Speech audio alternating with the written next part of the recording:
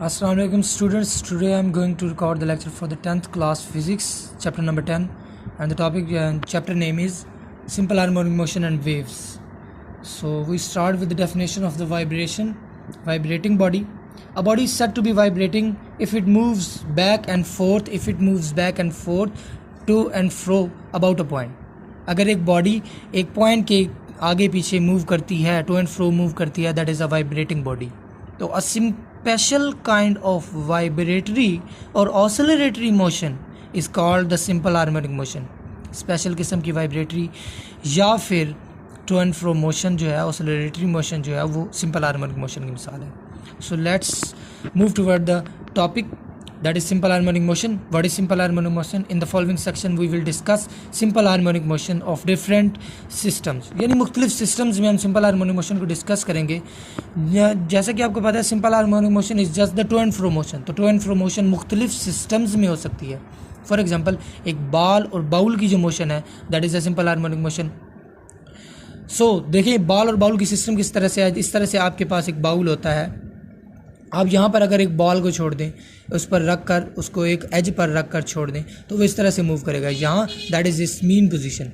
यहाँ पर आकर वो फिर आगे इस तरफ जाएगा और फिर वो इसी तरह से मूव करेगा. That is to fro. तो बॉल और बाउल की जो मोशन है, a ball and bowl motion जो है, that is a simple harmonic motion. That is simple harmonic motion.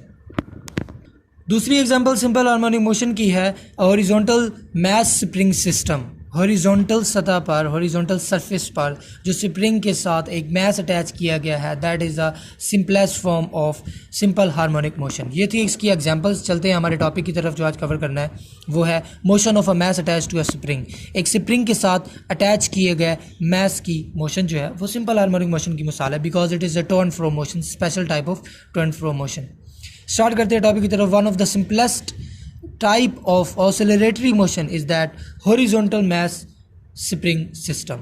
तो oscillatory motion की सबसे जो सिंपल एग्जांपल है, that is horizontal mass spring system. जी चलते हैं टॉपिक की तरफ. if the spring is stretched or compressed through a small displacement x, तो कहता है जी एक स्प्रिंग सिस्टम है. सबसे पहले स्प्रिंग जिसके साथ एक मैस अटैच किया गया है. चलें जी देखते हैं डायग्राम की तरफ. तो किस तरह से है, ये एक हॉरिजॉन्टल सरफेस है. This is an horizontal surface and in this a spring is attached, a mass is attached to a spring. This is a spring.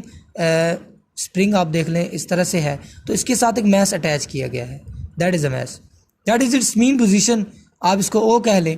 And mean position पर जबकि इसने कोई डिस्टेंस ट्रैवल नहीं किया, तो x is equals to 0. It means it does not travel a distance, so it is at its mean position. ये अपनी mean position पर पड़ा है, इसने कोई डिस्टेंस ट्रैवल नहीं किया, तो यहाँ पर जो x होगा हमारा वो 0 होगा. जी ये है एक हॉरिजॉन्टल सरफेस पर स्प्रिंग के साथ अटैच किए गए मैस की मोशन. ठीक. अब जैसा कि वो टॉपिक में कह रहा है कि if the spring is stretched, अगर स्प्रिंग को स्ट्रेच किया जाए, खींचा जाए, और कंप्रेस या फिर कंप्रेस किया जाए through a small displacement x, एक स्मॉल डिस्प्लेसमेंट x तक फ्रॉम इट्स मीन पोजीशन, इसकी मीन पोजीशन से. ऑब्वियसली जो आप देख रहे हैं मैस है वो मीन पोजीशन पर है, तो अगर हम इसको स्ट्रेच करेंगे आगे या फिर कंप्रेस करेंगे तो अपनी मीन पोजीशन से आगे पीछे मूव करेगा x डिस्प्लेसमेंट तक. यानी जो ये डिस्प्लेसमेंट ट्रैवल करेगा उसको हम x कह देंगे. देखें वो कहता है if the spring is stretched और compressed through the displacement x from its mean position, it exerts a force F on the mass. तो ये एक फोर्स एक्सर्ट करेगा मैस के ऊपर. जैसा कि आपको पता है एक स्प्रिंग को अगर हम खींचें तो ऐसा लगता है कि हमारे हाथ को वो वापस खींच रहा है. That is the force exerted by the spring on the mass. According to Hooke's law force is given guy. तो वो फोर्स जो उस मैस को अपनी जानिब खींचती है, जो उस मैस पर एक्सर्ट हो रही है स्प्रिंग की वजह से, that is F and F is equals to -kx. तो देखिए जी ये आपके पास है एक स्प्रिंग, ये मीन पोजीशन पर पड़ा है. अब देखें तो जब हम अगर इस स्प्रिंग को हम स्ट्रेच करें, ये स्प्रिंग को स्ट्रेच किया और मैस यहाँ तक ट्रैवल हुआ, that was it's mean position. ये है इसकी मीन पोजीशन. याद रखिएगा ये इसकी मीन पोजीशन ओ है, यहाँ पर इसको होना चाहिए था. हमने इसको इसकी मीन पोजीशन से उठाकर यहाँ तक स्ट्रेच किया तो इसने डिस्टेंस ट्रैवल किया x डिस्प्लेसमेंट, और ये डिस्प्लेसमेंट x ट्रैवल करके यहाँ तक पहुँच गया. इस पोजीशन पर। तो यहाँ पर जब वो पहुँचा तो इसकी स्ट्रेचनेस हुई, मिसे स्प्रिंग को स्ट्रेच किया तो स्प्रिंग ने इसको वापस की तरफ फोर्स लगानी है, पीछे की तरफ, ऑपोजिट स्प्रिंग के डिस्प्लेसमेंट के ऑपोजिट ये फोर्स लगाएगा, ऑपोजिट फोर्स लगाएगा तो फोर्स जो होगी उसकी वो डिस्प्लेसमेंट के नेगेटिव होगी। इट मीन्स दैट्स वाई वहाँ लिखा हुआ था, आपने देखा इक्वेशन में, F is equals to minus K X. Minus का साइन क्यों आया, आप देख रहे हैं, जब हमने स्प्रिंग को स्ट्रेच किया तो मास ने इस डायरेक्शन में मूव किया, डिस्प्लेसमेंट इस डायरेक्शन में हुआ, एंड फोर्स जो स्प्रिंग स्ट्रेच हो चुका है और स्प्रिंग वापस अपनी पोजीशन में आने के लिए फोर्स जो लगा रहा है वो इस डायरेक्शन में लगा रहा है, ये F लग रही है। तो they are in displacement and force are in opposite direction, that's why there is the sign of the negative sign आएगा, ये थी। एंड अगेन जब हम इसको करेंगे कंप्रेस, ये देखें जी स्प्रिंग जो है वो कंप्रेस हो चुका है और मास यहाँ पर आ चुका है, ये थी इसकी मीन पोजीशन O, यहाँ से इसने यहाँ पर मूव किया डिस्प्लेसमेंट x के ज़रिए, तो इसने ट्रैवल किया। अब देखें तो डिस्प्लेसमेंट इस डायरेक्शन में हो रहा है एंड फोर्स जो है वो स्प्रिंग जबकि कंप्रेस हो चुका है तो वो अपनी मीन पोजीशन पर आने के लिए, अपनी असली हालत में आने के लिए इसको आगे की जाने फोर्स लगा रहे हैं, ऑपोजिट डायरेक्शन में ये फोर्स लग रही है। फोर्स और displacement again opposite, that's why there was negative sign. So this was the motion of a spring on horizontal surface. अगर आप उसको स्ट्रेच करेंगे या आप उसको कंप्रेस करेंगे तो ये फोर्स एक्सर्ट करेगा F, मास के ऊपर ये फोर्स लगाएगा। तो इस फोर्स को डिफाइन किया गया F is equals to minus K, एक नेगेटिव साइन आपको बताया क्योंकि फोर्स जो है वो डिस्प्लेसमेंट के ऑपोजिट साइन में है, दैट्स वाई इसका जो साइन आया वो नेगेटिव आया जी। वेयर x इज, यहाँ पर x क्या है आपको पता है, x is displacement, x is displacement, x is the displacement traveled by the mass when we stretched or compressed the spring. तो x was the displacement and k, what is k? K is constant of proportionality. k यहाँ पर हमारा constant है and it is called spring constant. It is called spring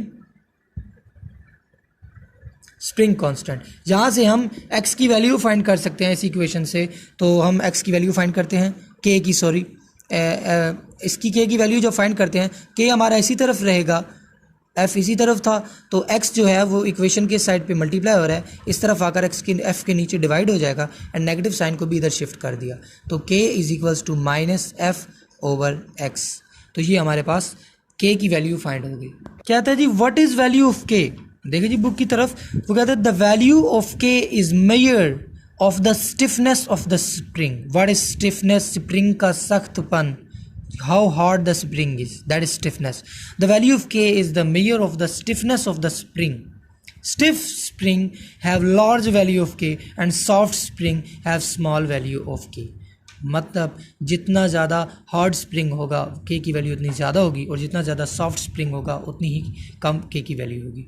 so as we know f is equals to, यहाँ पर हमने acceleration भी तो निकालना था ना, जब आपको पता है बॉडी ने स्प्रिंग मोशन में यहाँ पर देखें मूव किया तो उसमें एक्सेलरेशन तो प्रोड्यूस हुआ होगा, तो उसके लिए हम लिखते हैं F is equals to ma, mass multiply by acceleration. तो इस इक्वेशन में वैल्यू पुट कर देते हैं F की, क्या आपके पास था जी, k is equals to minus F over x and k is equals to आपके पास आ जाता है माइनस ma ओवर x। आप a की वैल्यू निकाल लें, acceleration is equals to k के साथ x इस तरफ डिवाइड हो रहा था, x k के साथ मल्टीप्लाई होगा एंड m डिवाइड हो जाएगा और नेगेटिव का साइन साथ आ जाएगा। तो ये ले जी, ये आपका कंप्लीट हो गया। एक्सेलरेशन भी नेगेटिव है, because it is in opposite direction, because जब हम स्प्रिंग को स्ट्रेच या उसको कंप्रेस करते हैं तो उसकी जो, जब हम उसको रिलीज़ करना है तो वो जब अपनी मीन पोजीशन की तरफ आएगा तो पहले तो वो ज़्यादा फोर्स से जाएगा, फिर उसकी स्पीड जो है वो आहिस्ता होना शुरू हो जाएगी। मतलब पहले जब आप स्प्रिंग है उसको आपने किया स्ट्रेच किया, जब आपने इसको रिलीज़ करना है तो फर्स्ट वो बड़ी फास्ट मूवमेंट करेगा अपनी मीन पोजीशन की जानिब, बट वो इस तरह टो फ्रो मोशन करते करते स्लो हो जाएगा, मतलब उसकी स्पीड स्लो हो रही है। It means acceleration is deceleration. That's why there is a negative sign with the value of the acceleration. Next आप इसके साथ कर लें तो acceleration जो है उसकी वैल्यू आप निकालते हैं। आपको पता है k is a constant, spring constant and mass जो है वो स्प्रिंग के साथ जो अटैच किया गया है that is also a constant value. तो दोनों कांस्टेंट, आपको पता है जब कांस्टेंट लगाया जाता है तो प्रोपोर्शनैलिटी का साइन ख़त्म होता है, लेकिन जब आप कांस्टेंट को ख़त्म करेंगे तो यहाँ प्रोपोर्शनैलिटी का साइन आ जाएगा -x। So acceleration is directly proportional to the displacement travels by the mass attached to a spring. So this was our topic of the simple harmonic motion and motion of a mass attached to a spring. Next इसकी और है जी detail, तो restoring force है। Restoring force जो होती है वो हमेशा जब आप स्प्रिंग को स्ट्रेच या कंप्रेस करते हैं तो वो किसी भी मैस जो उसके साथ अटैच होता है उसको मीन पोजीशन की तरफ मूव करती है, ठीक है। तो सबसे पहले उसकी मोशन को एक दफ़ा डिटेल्ड में देखते हैं। तो हुआ क्या, हमारे पास क्या था जी, एक मैस था that was attach to a spring. ये स्प्रिंग के साथ मैस अटैच था एट द मीन पोजीशन 0। तो कहते हैं जी जब हम इसको स्ट्रेच करेंगे up to the extreme position A, ये है जी एक्सट्रीम पोजीशन ए है, यहाँ तक जब हमने इसको मीन पोजीशन से उठाकर यहाँ तक हमने इसको स्ट्रेच किया, खींच के ले गए, तो आपको पता है कि स्प्रिंग की रीस्टोरिंग फोर्स जो होती है वो मीन पोजीशन की तरफ एक्ट करती है। तो यहाँ से स्प्रिंग उसको वापस की जाने खींचेगा, ये that is the restoring force F. Restoring force लगेगी जो मैस को मीन पोजीशन की तरफ पुल करेगी, ठीक।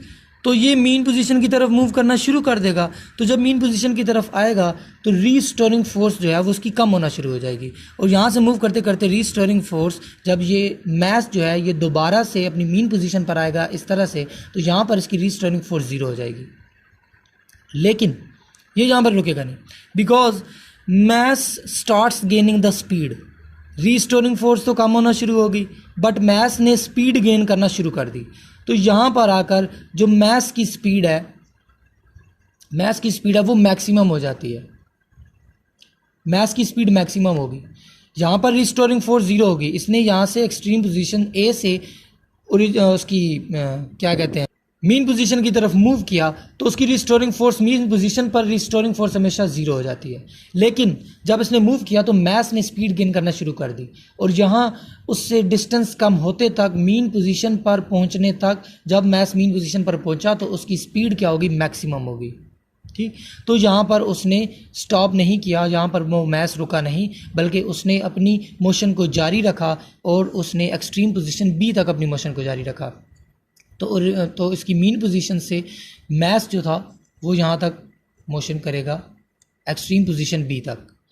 यहाँ पर आने से मीन पोजीशन से यहाँ तक उसकी जो थी मैस की जो स्पीड गेन की थी वो यहाँ पर 0 होगी। जबकि आपको पता है मीन पोजीशन से जब उसका डिस्टेंस होता है तो रीस्टोरिंग फोर्स स्प्रिंग की एक्ट करती है जो हमेशा उसको मीन पोजीशन की तरफ धकेलती है। तो यहाँ से अगेन रीस्टोरिंग फोर्स उसको मीन पोजीशन की तरफ ले आएगी, एफ इस पर एक्ट करेगी रीस्टोरिंग फोर्स स्प्रिंग की, और उसको दोबारा मीन पोजीशन की तरफ जाएगी। और इसी तरह this process will be continued and the two and fro motion जो है वो उसकी कंटिन्यू रहेगी। जो मोशन होती है वो सिंपल हार्मोनिक मोशन होती है, एंड इसका जो है आपके पास time period capital T that will be equal to T is equals to 2 pi m/k √। तो thank you, this was the topic. अगर आपको इससे कोई हेल्प मिले स्टूडेंट्स को तो काइंडली चैनल को लाइक और सब्सक्राइब कर दें ताकि मैं मोर वीडियोस बनाऊं, और अगर नहीं तो फिर रहने दीजिएगा, मैं ज़्यादा वीडियो नहीं बनाऊंगा।